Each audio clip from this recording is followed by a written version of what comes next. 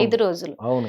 అలాంటిది ఇక్కడ మసీద్ దర్గాకి వచ్చిన తర్వాత లోపల దానికి వెళ్తారు, అక్కడ టచ్ చేయనియరు. అలా ఉన్న మహిళలు వెళ్ళరు కదా, అయినా వాళ్ళని ఎందుకు టచ్ చేయరు అనే ఒక అనుమానాలు కూడా ఉన్నాయి. అట్లా ఏం పర్టికులర్ గా ఏం లేదమ్మా.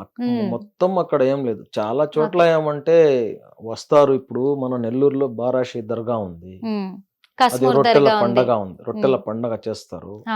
ఆ దర్గాకి ఎంతో మంది మహిళల్ని ఇప్పుడు మేమే దగ్గరుండి వాళ్ళకి దర్శనం చేపించి వాళ్ళు అసలు అక్కడ ఏం నిబంధన లేదు. మీరు కావాలంటే చూసుకోండి, యూట్యూబ్ లో దాంట్లో ఉంటది. సెలబ్రిటీలు వచ్చింది మొత్తము, వాళ్ళు అవి తీసి తాకుతా ఉంటారు.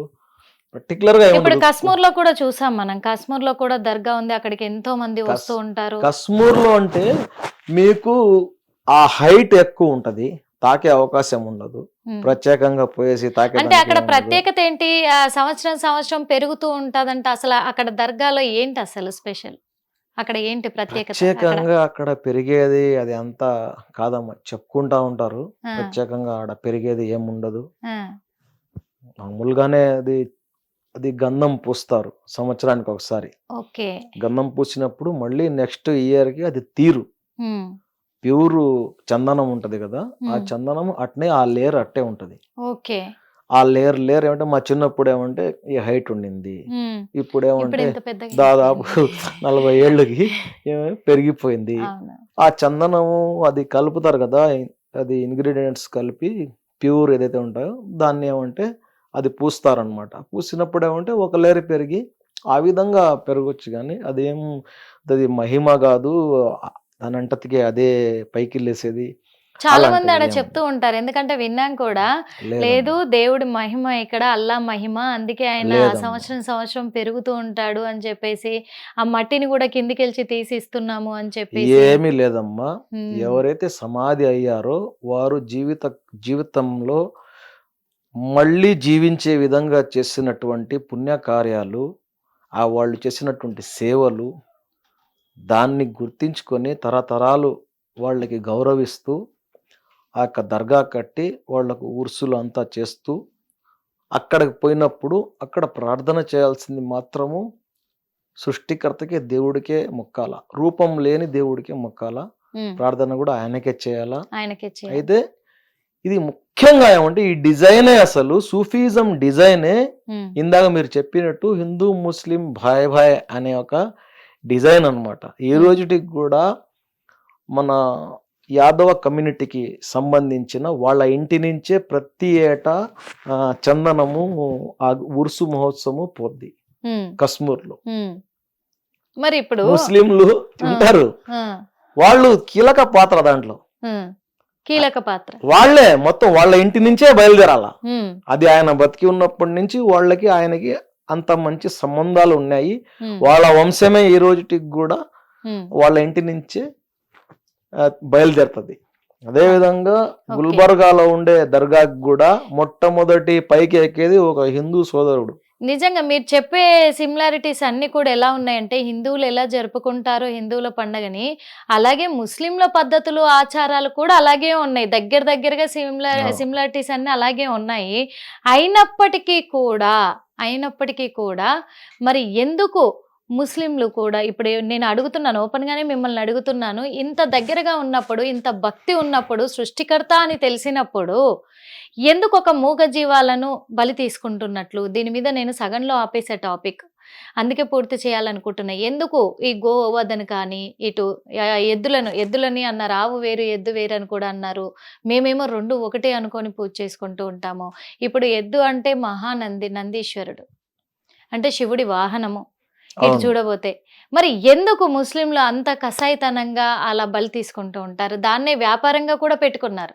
ఎద్దు కానివ్వండి, ఆవు కానివ్వండి, బర్రె కానివ్వండి, తప్పనిసరిగా ఇది కోసుకొని తినాలా అని ఇస్లాం ఎక్కడ మీకు బోధించలేదు, ఆర్డర్ లేదు. ఏదైతే ఇస్లాంలో తప్పనిసరిగా పాటించవలసినటివి 5. మొదటిది లా ఇలాహా ఇల్లల్లాహ్ ముహమ్మదు రసూలుల్లాహ్, అంటే ఏదైతే ఎంట్రీ అన్నమాట, ఇస్లాంలోకి ఎంట్రీ. తప్పనిసరిగా ముస్లిం అనేవాడు ఎంట్రీ అయ్యేది మొట్టమొదటి.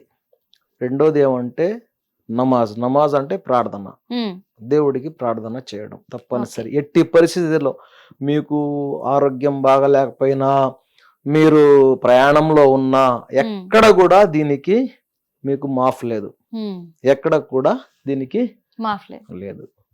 తర్వాత స్తోమత ఉంటే ఉమ్, హజ్జు. ఉమ్, హజ్జు అంటే దూర ప్రయాణము, డబ్బులతో కూడిన వ్యవహారము. కాబట్టి హజ్జుకి పోవాలి స్తోమత ఉంటే. ఉమ్, విధి దానం, ఏదైతే దానం చేసేది ఉందో అది కూడా ఇంపార్టెంట్ అన్నమాట. పేదవాళ్ళకి దానం చేయడం, ఉమ్, భోజనం పెట్టడం, ఉమ్, ఇలాంటి ఇదే నేర్పిస్తుంది, ఇదే చెప్తుంది ఇస్లాం. ఉమ్, ఫర్జే ఆయన్ ఇది. ఉమ్, ఈ ఫర్జే ఆయన్ అంటే తప్పనిసరిగా పాటించవలసినటువంటివి ఈ 5 ఉమ్, మీ జీవితంలో. ఉమ్, ఫర్జే కిఫాయా అంటారు.